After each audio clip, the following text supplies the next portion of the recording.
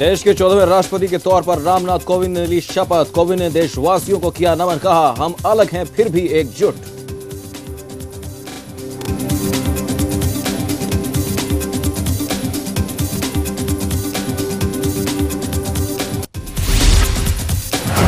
कोविंद के शपथ लेते ही संसद के सेंट्रल हॉल में गूंजे जय श्री राम और भारत माता की जय के नारे।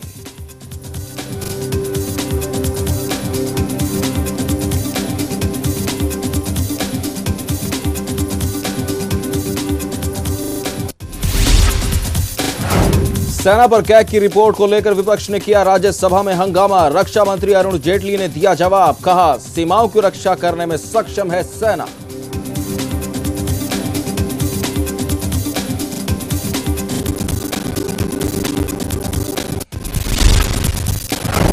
मुंबई के घाटकोपर में 4 मंजिला इमारत गिरने से हुआ बड़ा दर्दनाक हादसा। 12 लोगों की मौत, कई लोग मलबे में फंसे।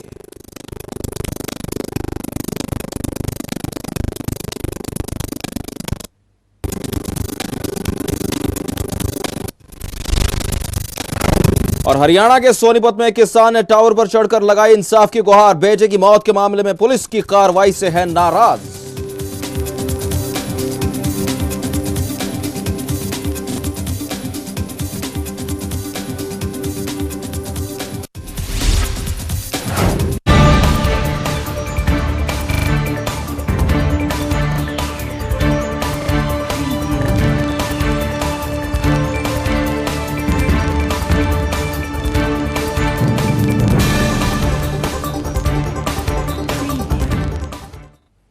नमस्कार, खबर फास्ट पर आपका स्वागत है। मैं हूं आपके साथ कुमार आकाश। आइए बढ़ते हैं खबरों की ओर।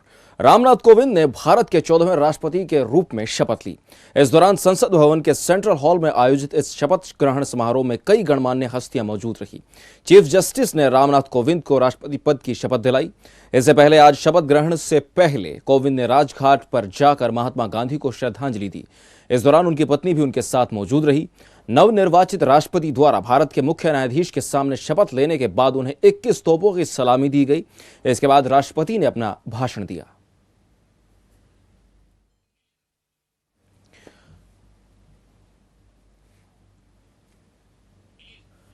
तो रायसीना में अब राम पहुंच चुके हैं। बड़ी बात यह है कि 14वें राष्ट्रपति के तौर पर आज शपथ ग्रहण की है। पूर्व राज्यपाल हैं और बड़ी बात है कि आज देश के 14वें राष्ट्रपति के तौर पर शपथ ले चुके हैं। 21 तोपों की उन्हें सलामी दी गई है। इस दौरान बड़ी बड़ी शख्सियत मौजूद रही, कई गणमान्य हस्तियां भी मौजूद रही। शपथ ग्रहण समारोह में कई बड़े नेता भी मौजूद रहे और इस दौरान भारत माता की जय के नारे भी लगे। प्रणब मुखर्जी जी, श्रीमती सुमित्रा महाजन जी, न्यायमूर्ति श्री JS खेहर जी, एक्सेलेंसीज, संसद के सम्मानित सदस्यगण,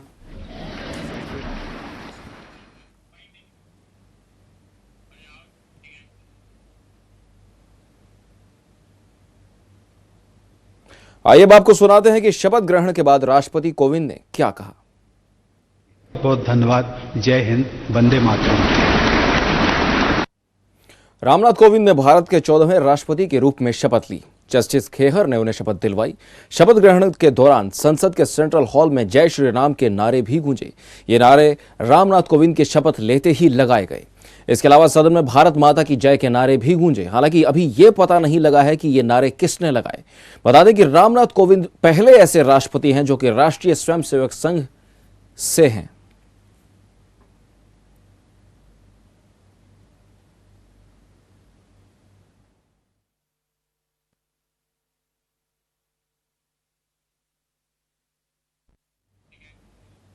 चलिए अब रामनाथ कोविंद के सफर पर एक नजर डालते हैं। बढ़ते हैं अगली खबर की ओर। कैग की सेना पर रिपोर्ट को लेकर राज्यसभा में जोरदार हंगामा हुआ। रक्षा मंत्री अरुण जेटली ने संसद में जवाब देते हुए कहा कि भारतीय सेना देश की सीमा की सुरक्षा करने में सक्षम है।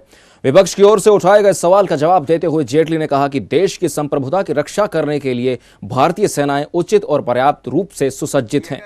आपको बता दें कि हाल ही में कैग की रिपोर्ट में यह सामने आया था कि अगर अभी युद्ध की स्थिति बनती है तो भारतीय सेना के पास सिर्फ 10 दिनों तक का ही गोला बारूद मौजूद है।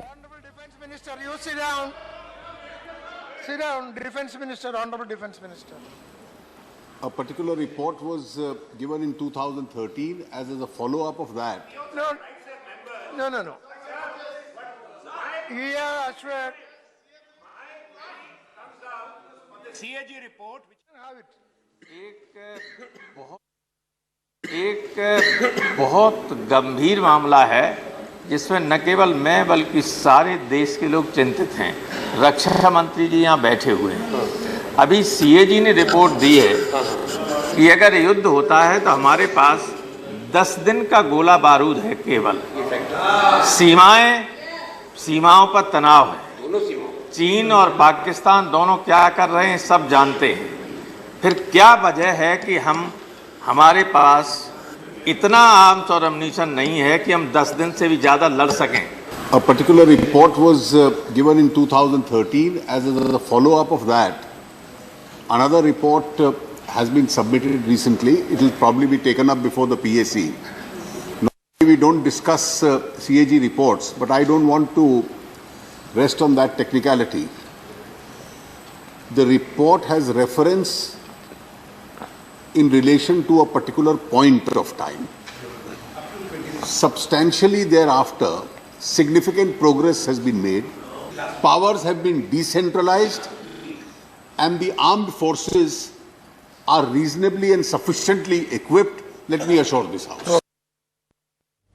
उत्तर प्रदेश के 1,72,000 शिक्षा मित्रों के सहायक शिक्षकों के तौर पर समायोजन पर अहम व्यवस्था देते हुए सुप्रीम कोर्ट ने शिक्षा मित्रों को राहत देने से इनकार कर दिया है। लेकिन साथ ही कोर्ट ने यह भी कहा कि 1,38,000 शिक्षा मित्र बने रहेंगे। इसके साथ ही जो 72,000 सहायक शिक्षक बन गए हैं यानी बीए और टीईटी करके अपने पद पर ही रहेंगे। सुप्रीम कोर्ट ने कहा कि ऐसे शिक्षा मित्रों को 2 मौके मिलेंगे टेट पास करने के लिए जिनका सहायक शिक्षकों के तौर पर समायोजन हुआ था। इसके साथ ही शिक्षा मित्रों को उम्र के नियमों में भी छूट मिलेगी। बढ़ते हैं अगली खबर की ओर। एनआईए ने जम्मू कश्मीर में सक्रिय आतंकी संगठनों को आर्थिक मदद के आरोप में 7 हुर्रियत नेताओं को पटियाला हाउस कोर्ट में पेश किया। अदालत ने इन अलगाववादियों को 18 दिन की रिमांड पर भेज दिया है। बता दें कि सोमवार को इन नेताओं को एनआईए ने गिरफ्तार किया था। इन 7 लोगों में बिट्टा कराटे, नईम खान, अल्ताफ फंटूस, शहीद उल इस्लाम सहित दूसरे हुर्रियत नेता भी शामिल हैं।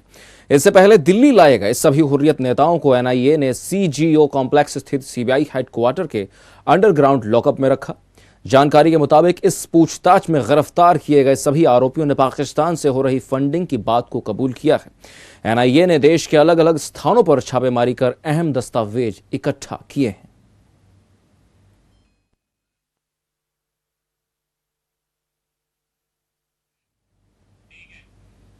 वक्त हो चला एक छोटे से ब्रेक का। जल्द हाजिर होंगे कुछ और अहम खबरों के साथ।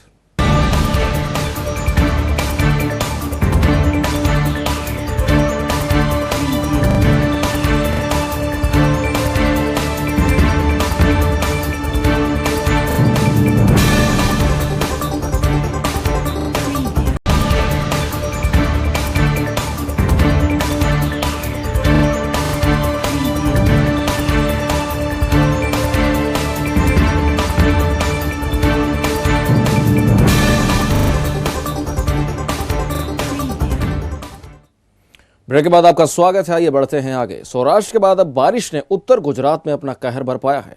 भारी बारिश की वजह से बनासकांठा का धानेरा पूरी तरह से पानी में डूब गया है। सोमवार रात लगातार बारिश के चलते 25,000 से ज्यादा लोगों को सुरक्षित स्थान पर ले जाया गया।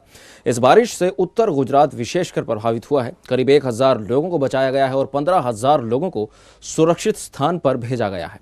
इस बीच प्रशासन ने भारी बारिश की संभावना के चलते ज्यादा गांवों को खाली करने के आदेश जारी कर दिए हैं। मानसून में अब तक मरने वालों की तादाद 70 के करीब पहुंच चुकी है। वहीं दूसरी ओर राजस्थान के सिरोही और माउंट आबू में हुई भारी बारिश के चलते इस बुरे इलाके में चारों ओर पानी ही पानी हो गया है। वहीं बनास और सीपू दोनों ही नदियां उफान पर हैं।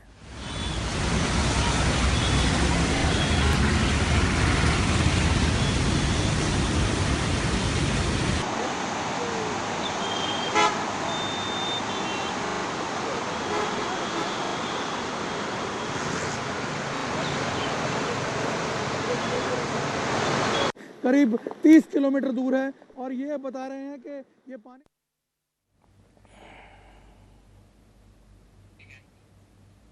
सोनीपत के गांव दीपालपुर में एक किसान ने पुलिस की कार्रवाई से नाराज होकर गांव के पास बने बिजली टावर पर ही चढ़ने की कोशिश की। वह कामयाब भी रहा और टावर पर फांसी का फंदा लगाकर भी बैठ गया और इंसाफ की गुहार लगाने लगा।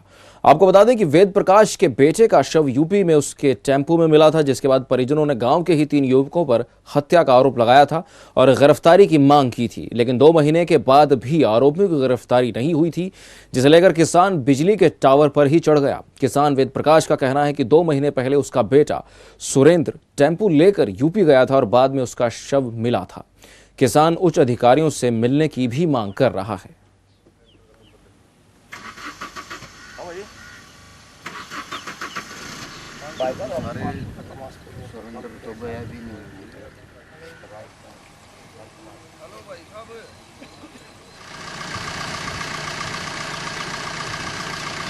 तो मना तो ये संजय गला गए थे उसके। उधर पंजाब के फाजिलका में सड़क हादसे में 3 लोगों की मौत हो गई। हादसे में पत्रकार पवन कुमार धूड़िया, सौभाग्य और अशोक मदान के साथ चंडीगढ़ से फाजिलका जा रहे थे और अचानक बेसहारा पशु के टकरा जाने से कार ने अपना नियंत्रण खो दिया और सामने से आ रहे कैंटर के साथ टकरा गई, जिससे 3 लोगों की मौत हो गई और कैंटर चालक मौके से फरार हो गया। वहीं एएसआई सतपाल ने बताया कि सूचना मिलते ही पुलिस मौके पर पहुंची और मृतक के भाई के बयान के आधार पर कैंटर चालक के खिलाफ मामला दर्ज कर जांच शुरू कर दी है।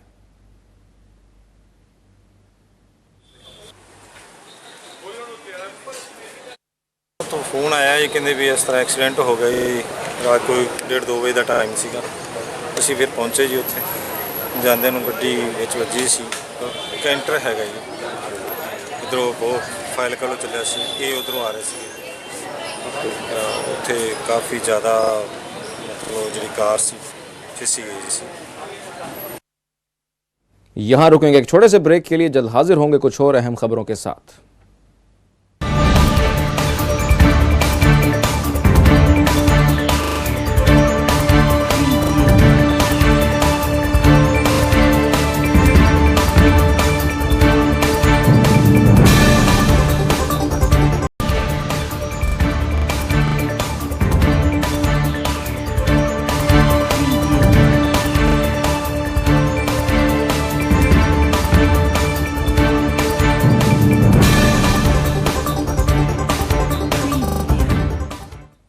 ब्रेक के बाद आपका स्वागत है। हरियाणा के कई जिलों में रोडवेज कर्मचारियों की ओर से गेट मीटिंग करके सरकार के खिलाफ प्रदर्शन किया गया। कर्मचारियों का 2 घंटे का यह धरना प्रदर्शन एक तरह से सरकार के लिए एक संकेत था, जिसके बाद भी अगर सरकार ने उनकी मांगों पर अमल नहीं किया तो कर्मचारियों के मुताबिक 13 अगस्त को मतलोंडा में परिवहन मंत्री कार्यालय का घेराव करेंगे, जिसमें प्रदेश भर के रोडवेज कर्मी शामिल होंगे। बता दें कि रोडवेज कर्मी निजी बसों को परमिट दिए जाने की लड़ाई लड़ रहे हैं। इन तस्वीरों में आप देख सकते हैं फतेहाबाद, कैथल, भिवानी, रोहतक, यमुनानगर, चरखी दादरी में रोडवेज कर्मचारियों का धरना प्रदर्शन किस तरह हुआ।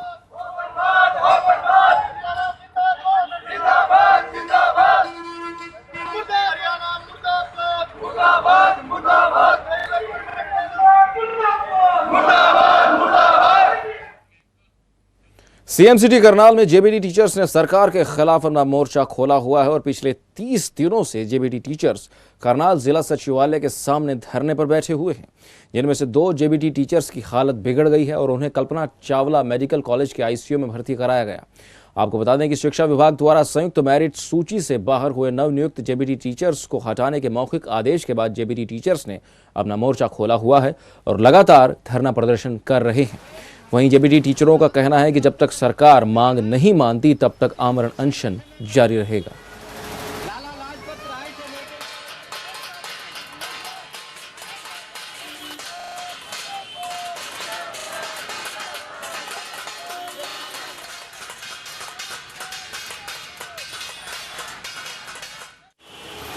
ऑल इंडिया ट्रेड यूनियन अनुदान दिया जाएगा और उस अनुदान के लिए आप देख ही रहे हैं कि वो कैसे हमारे। हम यहाँ पर पिछले महीने की 26 जुलाई से धरने पर बैठे हैं, 26 तारीख से, और 5 दिन हो गए हमें आमरण अनशन के ऊपर। 11 साथी बैठे हैं आमरण अनशन पर, और जिसमें से 2 साथी हमारे आईसीयू में भर्ती हो चुके हैं हॉस्पिटल में, और अन्य साथियों की हालत भी कमज़ोर होती जा रही है धीरे धीरे। हम 11 साथी आमरण अनशन पर बैठे हुए हैं और हमारी 2 महिला साथियों की तबीयत बहुत ज़्यादा बिगड़ी हुई है और हमारे एक भाई की तबीयत भी बहुत अधिक बिगड़ी है, जिसके कारण वो आईसीयू तक पहुंच गया है। लेकिन फिर भी इस निकम्मी सरकार के कानों पर जू तक नहीं रेंग रही है। हम सरकार को ये आखिरी चेतावनी दे रहे हैं, या तो हमें तुरंत प्रभाव से हमारे टर्मिनेशन को कैंसिल करके स्कूलों में वापस बुला लिया जाए, अन्यथा अब हम कोई भी बड़ा कदम उठाने से पीछे हटने वाले नहीं हैं। अब तो लड़ाई आर और पार की होगी। उधर पंचकुला में पर्यावरण दिवस के अवसर पर श्री माता मनसा देवी पूजा स्थल बोर्ड प्रांगण में स्थित लक्ष्मी भवन में वृक्षारोपण अभियान कार्यक्रम का आयोजन किया गया, जिसमें हरियाणा के पर्यावरण मंत्री विपुल गोयल ने शिरकत की। विपुल गोयल ने कहा कि अभियान जिस लक्ष्य से शुरू किया गया है उसमें हम अवश्य कामयाब होंगे। उन्होंने कहा कि वन हमारी प्राकृतिक संपदा के साथ सांस्कृतिक धरोहर भी हैं, इसे नष्ट होने से बचाना हमारा परम कर्तव्य है। साथ ही उन्होंने ये भी कहा कि वे आने वाली पीढ़ी को शुद्ध वातावरण प्रदान करने के लिए ज़्यादा से ज़्यादा पौधारोपण करें। इस अवसर पर भाजपा के पूर्व जिला प्रधान विशाल सेठ, उपमंडलाधीश पंकज सेतिया समेत तमाम अधिकारी मौजूद रहे। कंपटीशन और उनके जो राष्ट्रगीत से जिसकी शुरुआत हुई, मुझे लगता है कि बड़ा, और जिस तरीके से लोगों में जोश था, सारी